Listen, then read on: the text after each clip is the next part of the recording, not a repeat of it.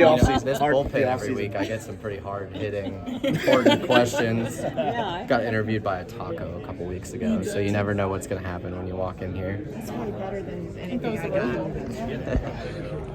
And I know you're going to get this question 100 times, but I mean, looking at everything, you won, you did. I mean, do you leave the season feeling more enthusiastic or reflective of things that, you know? Yeah, I mean, I think things have been really good for, at least the last 9 weeks for the most part. So that's been good. I feel like we're stronger as a race team than when we started the season. Done a lot of positive things for sure.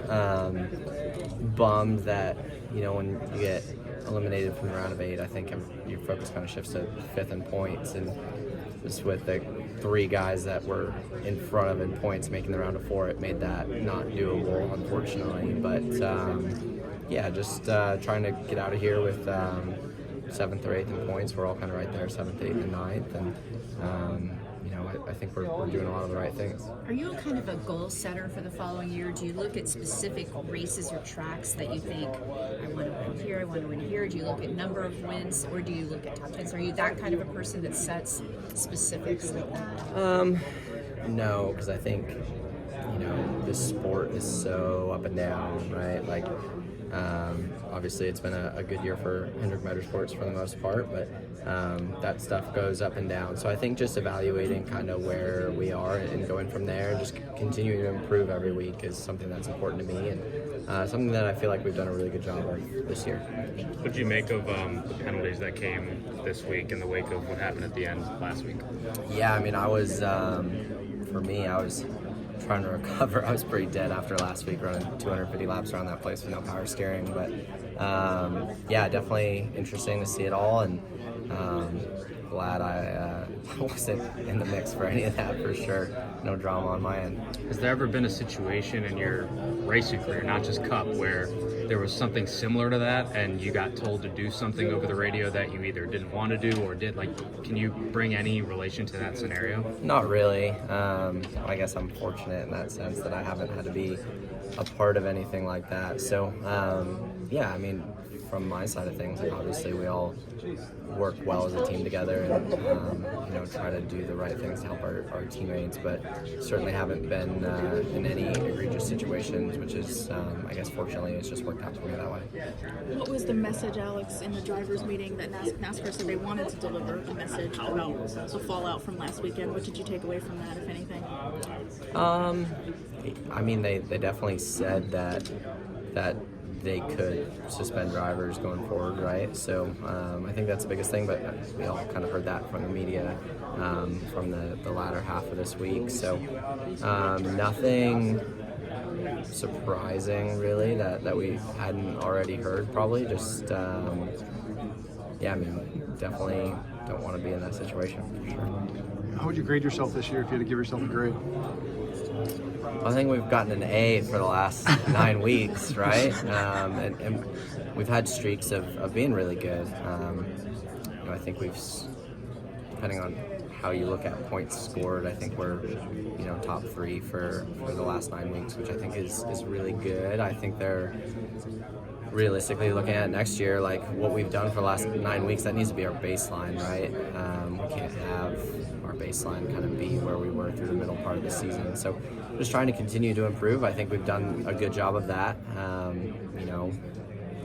I wish the round of 4 looked a little different, so we had a shot at 5th in points, because I think, there was an opportunity for that. Just the guys that made the round of 4 made that really difficult. So just got to keep digging and keep improving, which I think we're doing. Is there anything that can be done to the playoff format or looked at before next year, or was there some discussion about even in the drivers' meeting? There wasn't really discussion of ideas. I don't know. I think there's a lot that they could do to change it, right? I think, in my personal opinion, and this is just me, like, half the field is in the playoffs. Like, I think the playoffs should be smaller.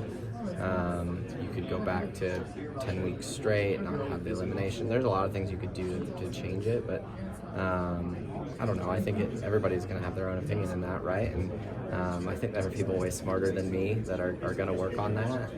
If they change it or if they don't change it, I don't know what will or won't happen. But yeah, it'll be interesting to see, because certainly the format that we have right now lends itself to that stuff the most. How much smaller for in your mind when you say smaller? Is that 12? Is that 8? Yeah, Is that 4? 10 or 12 guys, right? Like, I think, like, realistically, we have almost half the field. It's a lot. So, you know, and I'm not an idiot. I can see, you know, years that we would have missed it if the field was smaller. So I know that for sure. But yeah, it's a big field, which that doesn't have anything to do with what happened last week. That's kind of just a personal opinion that I've had for quite a while. But yeah, I don't know. What do you think about the concept of playoff drivers only racing playoff drivers? Like they're at separate points? So I don't hate that, for sure. The only thing I don't like about that is, like, that makes the playoff points that guys can carry over, like, pretty insurmountable, right? Like, you have, say the 5 came in with, how many did you come in with? Yeah. So in the round of 8, that would be, you're pretty much locked in at that point, which some people want the best guy locked in, right? So maybe you do that, but